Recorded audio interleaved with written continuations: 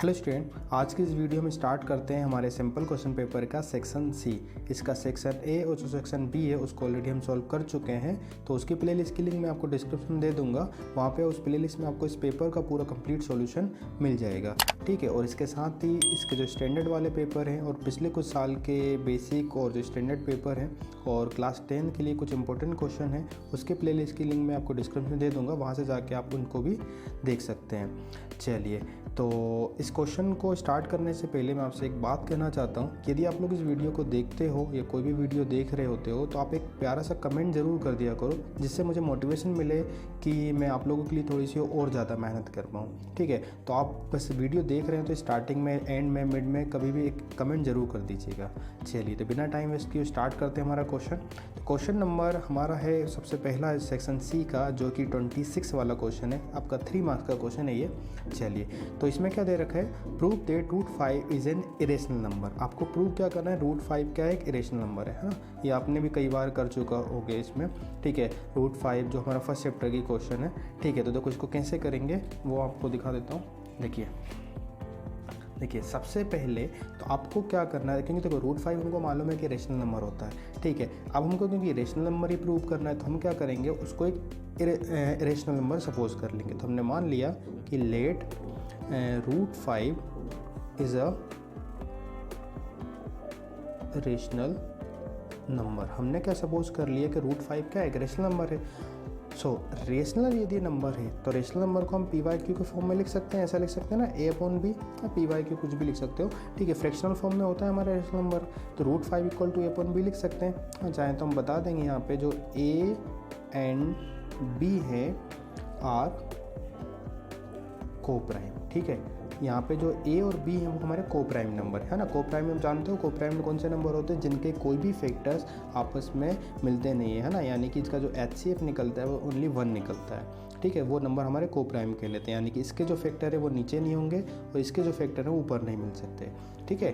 तो ये हो गया। अब इसके बाद हम क्या करेंगे वो देखिए। आपको क्या करना है, इसके बाद दोनों तरफ स्क्वायरिंग कर देनी है, ठीक है। तो यहाँ पर हम करेंगे स्क्वायरिंग बोथ साइड। देखो अगर हम स्क्वायरिंग करते हैं तो यहाँ पे यदि स्क्वायर करेंगे और यहाँ पे स्क्वायर करेंगे तो देखो स्क्वायर से ये वाला रूट जो है वो कैंसिल हो जाएगा, ठीक है। तो यहाँ पे क्या बचेगा, ओनली 5, और यहाँ पे क्या हो गया, a² और b² हो जाएगा, ठीक है। तो यहाँ से क्या होगा, हम क्या करते हैं, b² इधर डिवाइड में इधर आके मल्टीप्लाई में आ जाएगा, यानी कि a² को मैंने इधर लिख लिया तो a² = 5 b² हो जाएगा, ठीक है। तो ये हो गया। अब देखिए, तो यहाँ पे हम देखेंगे इधर क्या लिखा हुआ 5b²।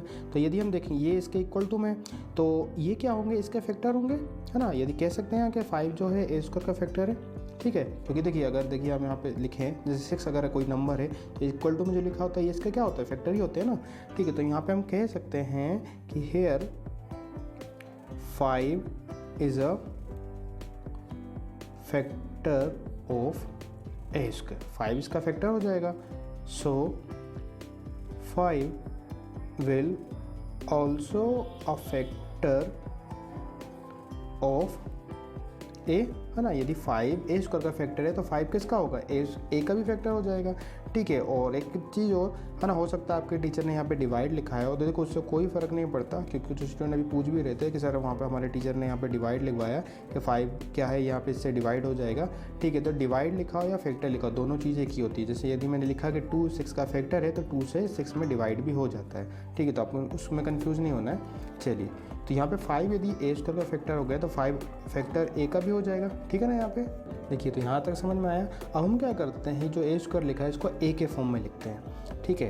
तो यदि हम क्या करें यहाँ से नाउ a = 5c लिखें, है ना, मतलब विदाउट पावर के फॉर्म में लिखें इसको, तो a = 5c, c कोई भी एक नंबर है, ठीक है।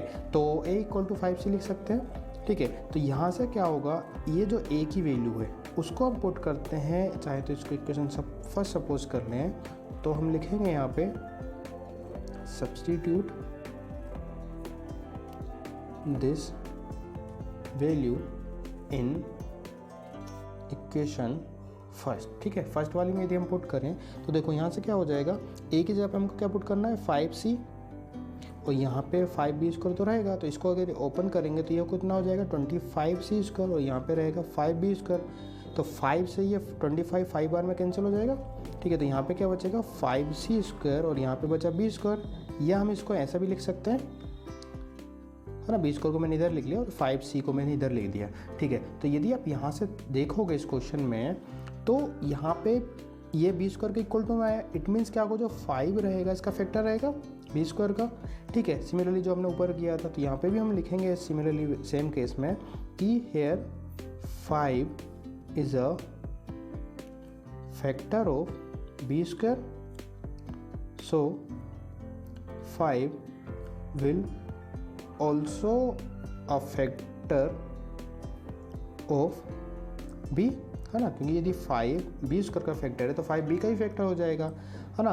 बट ये पॉसिबल नहीं है, ठीक है, कि 5 हमारा b² का फैक्टर हो, क्योंकि हमने अभी ऊपर भी देखा है कि 5 हमारा किसका था, 5 जो फैक्टर था a का भी फैक्टर था, और 5 यहाँ पे हमने किसका किया, b का ही फैक्टर हो गया। तो ऐसा पॉसिबल है क्या, नहीं है। क्यों नहीं है, क्योंकि a और b हमने स्टार्टिंग में देखा था, आप देखिए कि a और b क्या है, हमारे को प्राइम नंबर होते हैं, a और b हमारे को प्राइम नंबर है। ठीक है, और को प्राइम नंबर में कोई भी फैक्टर ऐसा नहीं होता है जो आपस में मैच हो जाए। ठीक है, तो हम लिखेंगे यहाँ पे but it is not possible because a and b are coprime. ठीक है, ये पॉसिबल नहीं है क्योंकि क्या है, ये को प्राइम नंबर है। ठीक है, so our assumption is wrong, है ना। देयरफॉर हेंस करके आप लिख सकते हो √5 इज एन इरेशनल नंबर। ठीक है, यहाँ से क्या हो जाएगा, हमारा जो √5 है वो एक इरेशनल नंबर प्रूव हो जाएगा। आई होप आपको समझ में आया होगा। यदि कोई डाउट रहता है तो आप हमको कमेंट सेक्शन में भी पूछ सकते हैं।